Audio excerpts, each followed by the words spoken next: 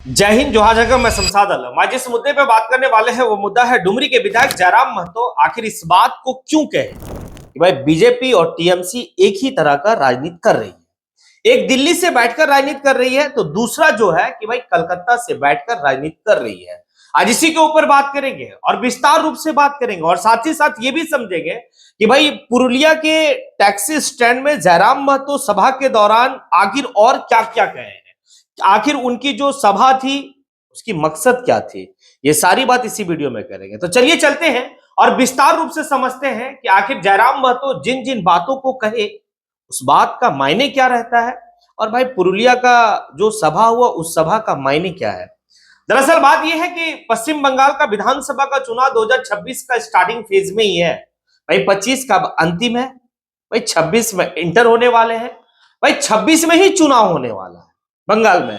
और ये बात जयराम महतो स्पष्ट रूप से कहा कि भाई टैक्सी स्टैंड में जो मेरी सभा हुई, एक मिलन समारोह हुआ पश्चिम बंगाल के पुरुलिया जिला में, वो उसका मकसद जो था तो भाई चुनाव लड़ना साफ स्पष्ट है। यानी कि इस बात को आप जो है कि भाई मान लीजिए कि जयराम महतो की पार्टी झारखंड लोकतांत्रिक क्रांतिकारी मोर्चा जो है पश्चिम बंगाल में चुनाव लड़ेगी।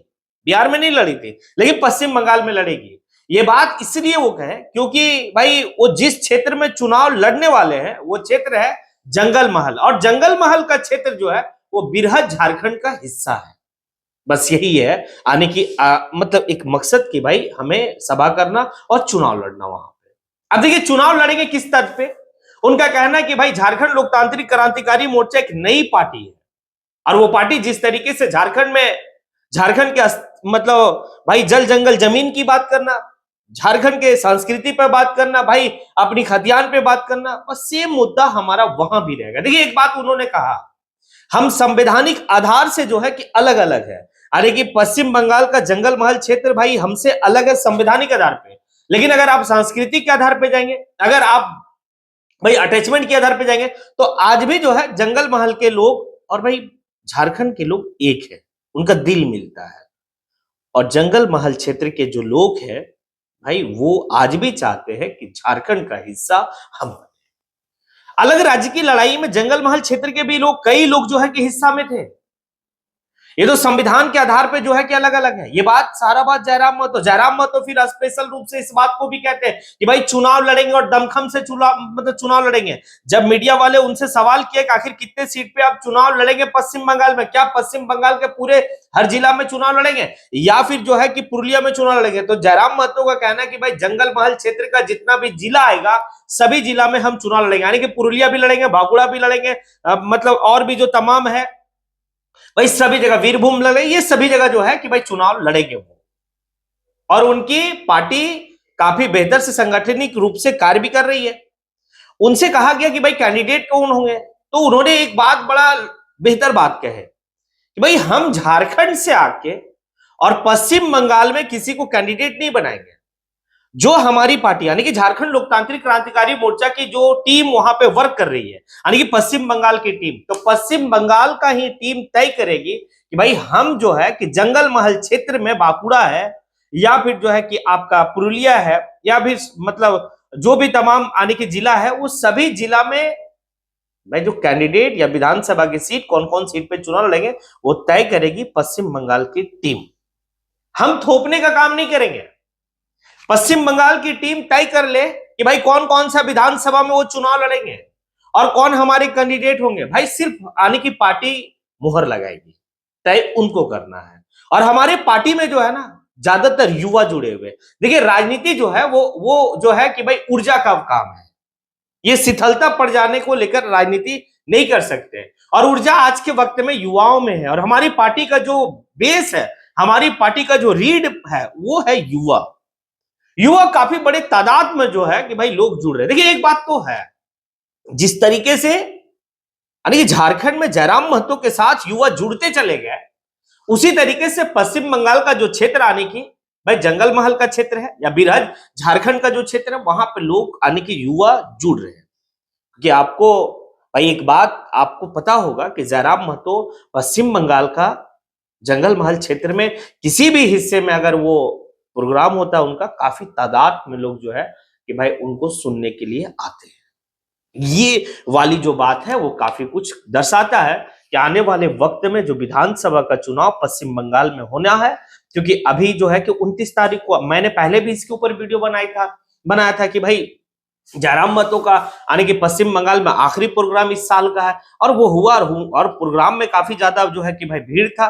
फिर जयराम महतो जो है कि सभा से काफी कुछ संदेश दिए और उन्होंने स्पष्ट कह दिया कि भाई हम चुनाव लड़ेंगे, और चुनाव लड़ेंगे, दमखम से चुनाव लड़ेंगे, क्योंकि हम जहां जहां जा रहे हैं युवा हमसे जो है अटैच होते जा रहे हैं, और युवा जो है भाई इस बात को समझ रहा है कि भाई झारखंड लोकतांत्रिक क्रांतिकारी मोर्चा अगर यहाँ चुनाव लड़ती है तो हमारा जो बृहद झारखंड का हिस्सा है उसके लिए कुछ बेहतर हो सकता है।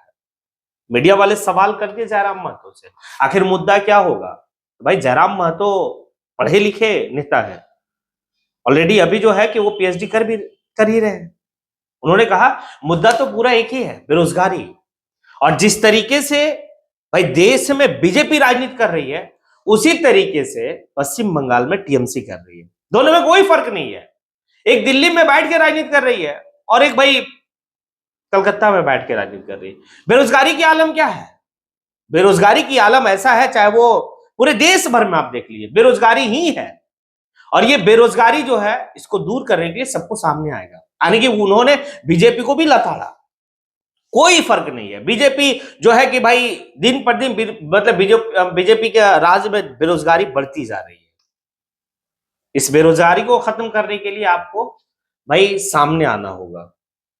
और उन्होंने एक बात, बहुत बेहतर बात कहा कि ऐसा है कि आज के वक्त में सत्ता का विकेंद्रीकरण होनी चाहिए, सत्ता एक जगह केंद्रित ना रहे। और सत्ता एक जगह जब केंद्रित है ना तो वो आपके लिए भाई दिक्कत है।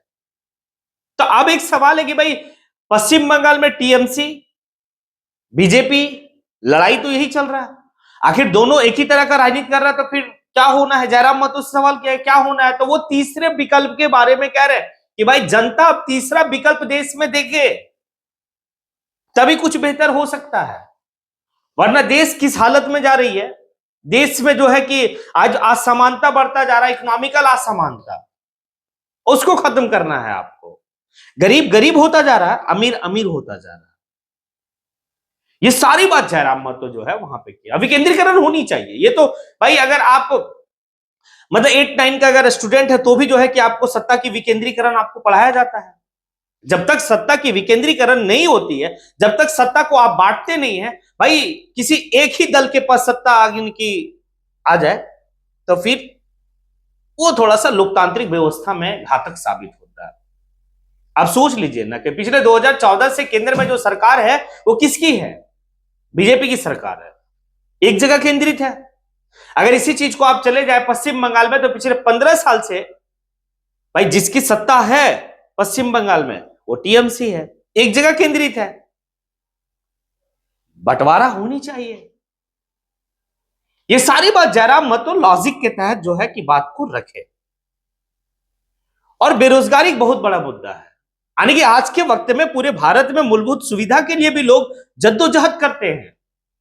मूलभूत सुविधा क्या है भाई? रोटी कपड़ा मकान।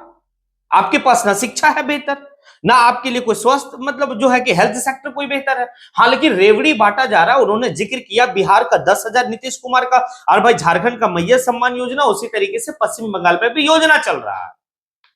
नहीं चाहिए जनता को योजना।